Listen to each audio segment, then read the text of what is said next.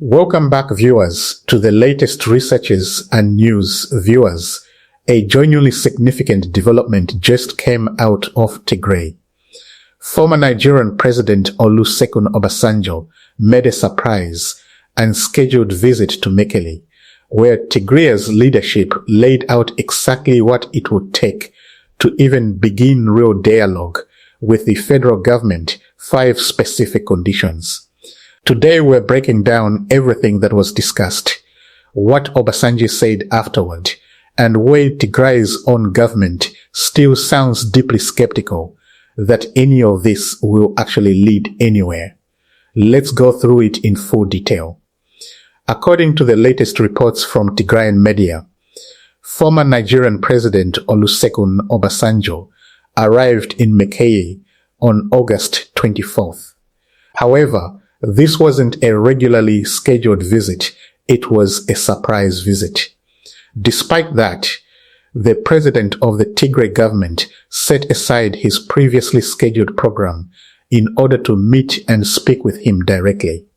The fact that Tigray's leadership was willing to completely rearrange its existing schedule for an unplanned visit tells us something on its own.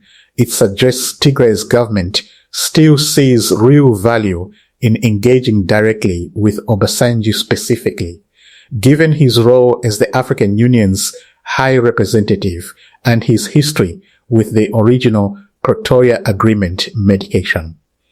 A surprise visit being treated with this level of priority isn't something that happens for a figure without real standing in this process. During the meeting, Tigray's leadership explained to Obasanjo that they are not satisfied with the lack of meaningful monitoring and enforcement under the terms of the existing agreement.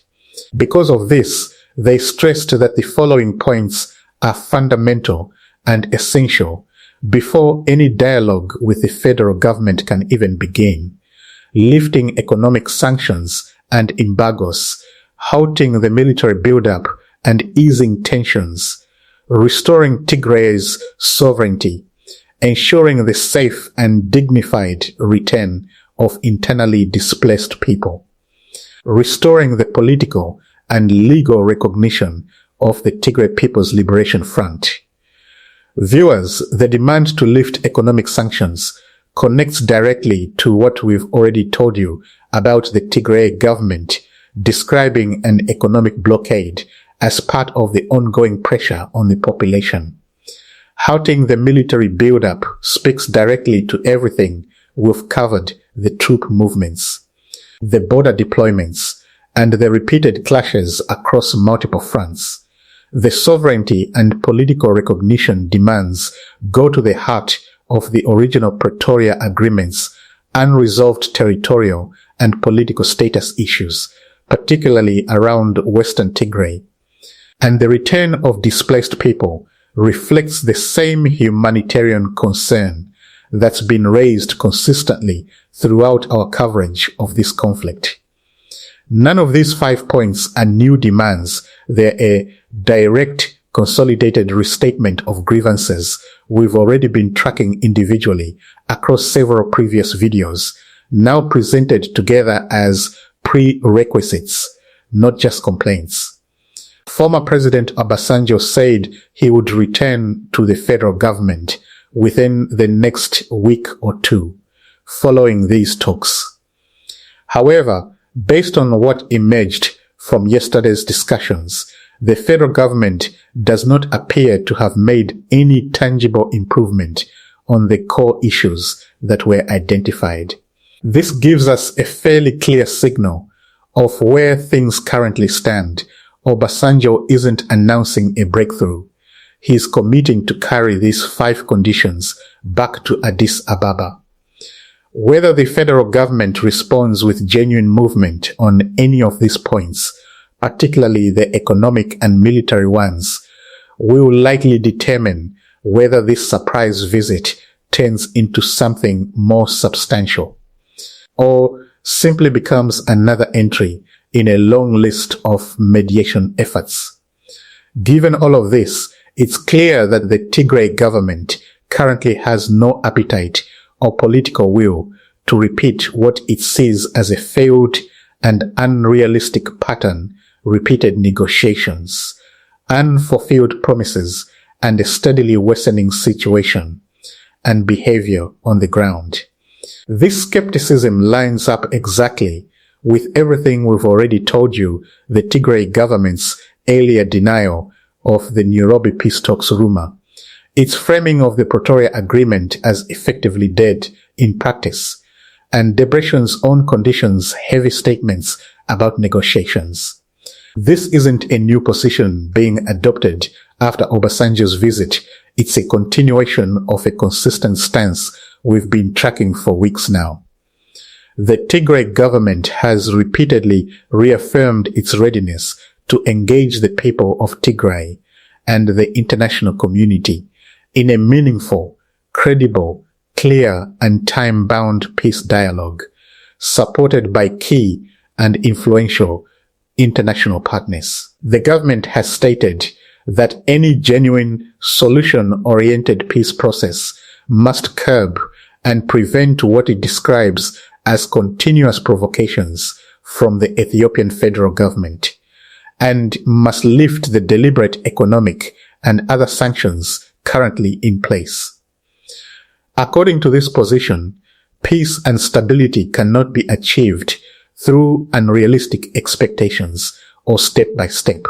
Sequential processes alone, it requires honest, real, and continuous communication among all stakeholders involved. The Tigray government says it wants to reaffirm its readiness to take part in meaningful, constructive, and transformational peace talks and contacts at any time and under any circumstances. This closing position is worth paying close attention to because it's carefully worded.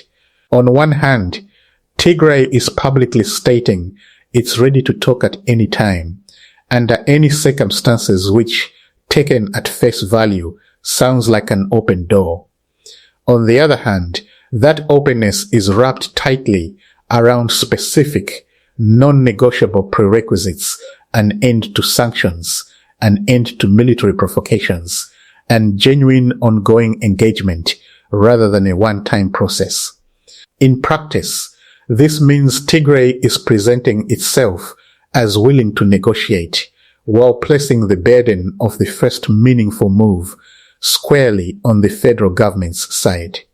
Bringing this together with everything else we've covered, Obasanjo's surprise visit represents a genuine, high-level diplomatic effort, but the outcome still depends entirely on whether the federal government responds with real, verifiable changes on the specific points raised, particularly the economic sanctions and the military posture.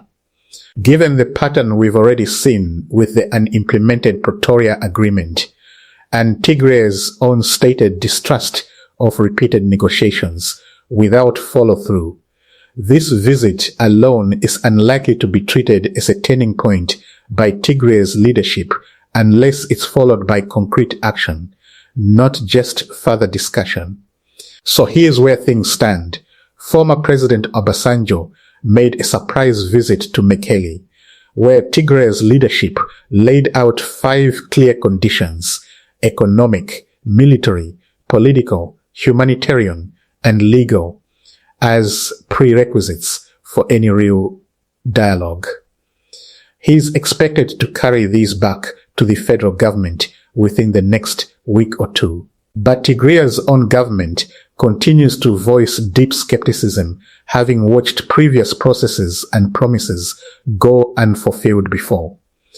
Whether this visit becomes a genuine turning point or simply another chapter in an already long and difficult diplomatic history is something we'll be watching closely in the days ahead. Subscribe to our channel and hit the bell icon so you don't miss the next update.